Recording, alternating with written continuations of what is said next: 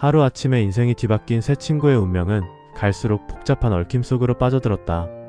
복권 당첨의 행운을 거머쥔 김대식, 아들의 병원비에 눈이 멀어 친구를 속인 최규태, 그리고 모든 것을 잃고 나락으로 떨어진 한무철. 이들의 우정과 배신, 그리고 선택이 어떤 결과를 가져올지 아무도 예측할 수 없었다. 안녕하세요. 오늘도 방문해 주셔서 진심으로 고맙습니다. 구독과 좋아요 감사드립니다. 여인숙의 허름한 방에서 눈을 뜬 한무철은 어제의 일이 악몽이기를 바랐지만 현실은 냉혹했다. 아내 이미자와 아이들은 여전히 깊은 잠에 빠져 있었다. 무철은 조용히 자리에서 일어나 창가로 다가갔다. 창문 밖으로 보이는 낯선 풍경이 자신의 처지를 실감케 했다. 여보, 일어났어? 미자가 잠에서 깨어 무철을 불렀다. 응, 너무 일찍 깼나? 무철은 억지 웃음을 지으며 미자에게 다가갔다. 이제 우리 어떻게 해야 하는 거야? 미자의 눈에는 불안과 걱정이 가득했다. 무철은 잠시 생각에 잠기더니 단호한 목소리로 말했다. 해외로 가야겠어. 여기 있으면 빚쟁이들이 계속 우리를 쫓아다닐 거야. 해외라니? 우리가 어떻게 해외에? 미자는 놀라움을 감추지 못했다. 내게 아직 남은 카드 한 장이 있어.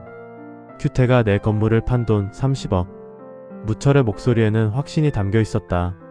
무철은 주머니에서 휴대폰을 꺼내 규태에게 전화를 걸었다. 규태야, 건물 매매 금액 언제 받을 수 있어? 무철아, 아직 절차가 남아있어. 계약금만 받은 상태고 중도금은 다음 주에 들어올 거야. 규태의 목소리가 떨렸다. 계약금이라도 일부 받아야겠어. 당장 생활비가 필요해. 무철의 목소리는 간절했다. 규태는 잠시 침묵 후 대답했다. 그래, 알았어. 오늘 오후에 만나자. 전화를 끊은 무철은 가방에서 여권을 꺼내 확인했다. 가족 모두의 여권이 유효했다. 그는 노트북을 켜고 항공권을 검색하기 시작했다. 동남아 어느 나라로든 도망칠 계획이었다. 병원 대기실에서 아들 최민용의 진료 결과를 기다리는 규태의 표정은 어두웠다. 무철과의 통화 후 마음이 더 무거워졌다.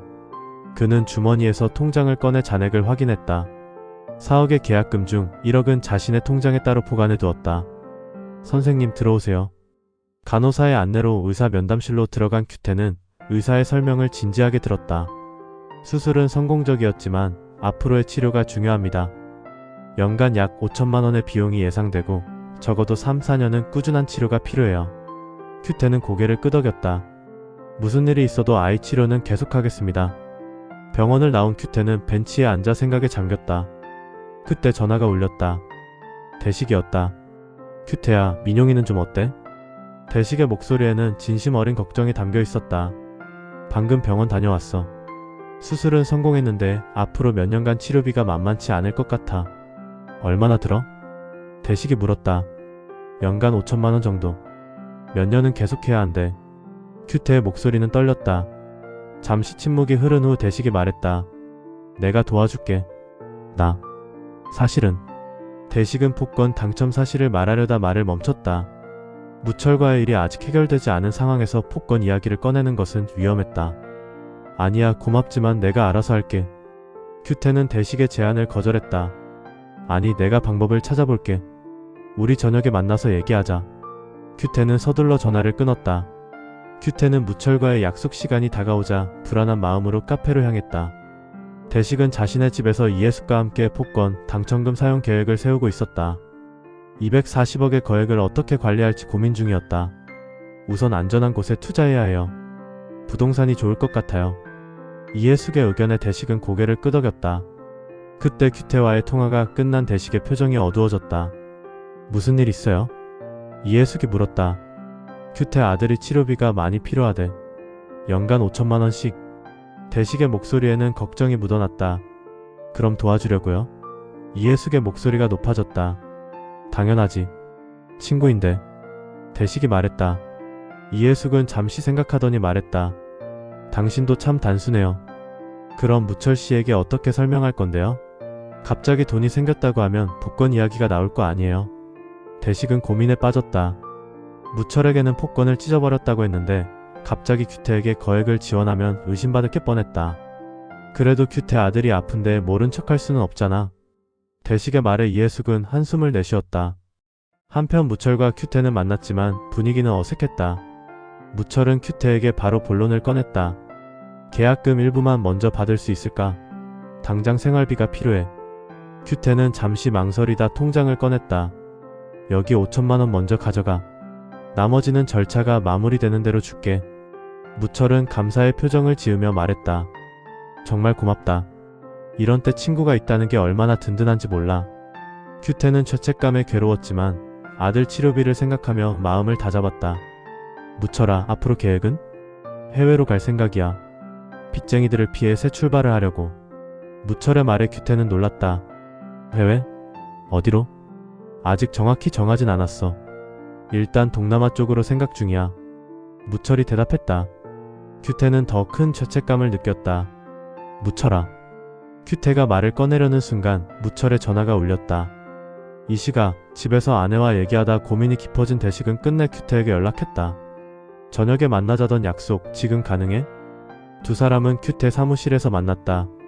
대식은 진실을 말하기로 결심했다. 사실 내가 복권에 당첨됐어. 복권? 큐태는 눈을 크게 떴다. 그래, 무철이가 준 그 복권이 1등이었어. 300억이 넘는. 대식의 말에 큐태는 충격을 받았다. 그럼 무철이는 알아? 대식은 고개를 저었다. 난 찢어버렸다고 거짓말했어. 무철이가 모든 걸 버리고 해외로 도망가려 한다며? 내가 그걸 알면서도 모른 척 할 수도 없고. 그렇다고 지금 와서 복권 이야기를 꺼내면 자기 몫을 달라고 난리칠 거고. 대식은 고민에 빠졌다. 어떻게 해야 되지? 큐태는 잠시 생각하더니 말했다. 대식아, 솔직히 나 무철이에게 건물 매매 금액을 속였어. 실제로는 40억에 팔렸는데 30억이라고 했어. 아들 치료비 때문에. 큐태야. 대식은 실망스러운 표정을 지었다. 나도 너무 후회돼. 하지만 민용이 치료가 급했어. 큐태의 목소리는 떨렸다. 대식은 결심한 듯 말했다. 큐태야, 이제라도 바로잡자. 내가 민용이 치료비를 마련해줄게. 큐태, 너는 무철이에게 솔직하게 말해. 큐태는 머뭇거렸지만 결국 고개를 끄덕였다. 무철은 해외 도피를 위한 마지막 준비를 하고 있었다. 이미자와 함께 여권과 짐을 챙기던 중 그의 휴대폰이 울렸다. 큐태였다. 무철아, 중요한 얘기가 있어. 지금 만날 수 있어? 무철은 의아했지만 큐태와 만나기로 했다. 약속 장소에 도착한 무철은 큐태뿐만 아니라 대식이까지 있는 것을 보고 놀랐다. 무슨 일이야? 둘이서. 무철이 물었다. 큐태가 먼저 입을 열었다. 무철아, 사실 건물 매매 금액에 대해 거짓말했어. 실제로는 40억에 팔렸어. 무철은 충격을 받았다. 뭐? 그럼 10억을 속인 거야? 미안해, 치료비 때문에. 큐태의 말에 무철은 분노했다. 친구라는 게 이럴 수가 있어? 나 모든 걸 잃고 해외로 도망가려는데 넌 내 돈까지 가로채? 무철의 목소리가 높아졌다. 대식이 나섰다. 무철아, 그래서 큐태가 솔직히 말하는 거잖아. 내가 용서해줘라. 사실 나도 할 말이 있는데. 그때 문이 열리고 이해숙이 급하게 들어왔다. 여보, 잠깐만 저 좀 봐요. 이해숙은 대식이 큐태와 통화하고 나가는 걸 보고 혹시나 하며 몰래 쫓아와 엿듣고 있었다. 그녀는 대식의 팔을 잡아 끌었다. 왜 복권 얘기를 꺼내려고 해요? 그냥 큐태씨만 도와주면 되잖아요. 두 사람이 속삭이는 걸 보며 무철은 고개를 갸우뚱했다. 이를 눈치챈 큐태가 대식에게 얘기한다. 대식아, 급한 건 전화로 얘기하자. 나 민용이 때문에 병원 가봐야 해. 그때 무철의 휴대폰이 울렸다. 발신자 표시를 본 무철의 표정이 굳었다. 누구야? 대식이 물었다. 빚쟁이들이야. 내가 있는 곳을 안 것 같아. 무철의 목소리는 떨렸다. 이후 대식과 무철, 큐태는 함께 밖으로 나왔다. 그런데 밖에는 검은색 승용차 몇 대와 그 주변에 낯선 남자들이 서성이고 있었다. 무철을 찾아온 빚쟁이들이었다. 그들은 무철을 보자 다가오고 있었다. 무철아, 어떻게 해야 되냐? 대식이 물었다. 무철은 귓속말로 잠깐만 막아달라고 하고는 갑자기 대로변으로 뛰어 달아났다. 에휴, 어쩌다. 매일 저렇게 도망다니면서 어떻게 사냐. 답답한 듯 무철의 뒷모습을 보며 푸념하는 대식이 큐태를 보는 순간 큐태의 휴대폰이 울렸다. 병원에서 온 전화였다. 네? 민용이가 갑자기 상태가 나빠졌다고요? 큐태의 얼굴이 창백해졌다. 큐태야, 무슨 일이야? 대식이 물었다. 우리 민용이가 병원에 가봐야 해. 큐태는 당황한 채로 말했다. 병원에 도착한 두 사람은 중환자실 앞에 서 있었다. 의사가 다가와 큐태에게 말했다. 다행히 위기는 넘겼습니다. 하지만 앞으로의 치료가 더욱 중요해졌어요. 큐태는 안도의 한숨을 내쉬었다. 대식은 큐태의 어깨를 토닥이며 말했다. 걱정 마. 내가 민용이 치료비는 전부 책임질게. 큐태는 대식을 바라보며 창피함과 미안함이 교차했다. 대식아, 미안하고 고맙다. 살면서 내가 다 갚을게. 이 말에 대식이 큐태의 손을 잡으며 다정하게 말을 했다. 야 임마, 우리 맹세했었잖아. 잘 되는 놈이 친구들 도와주기로.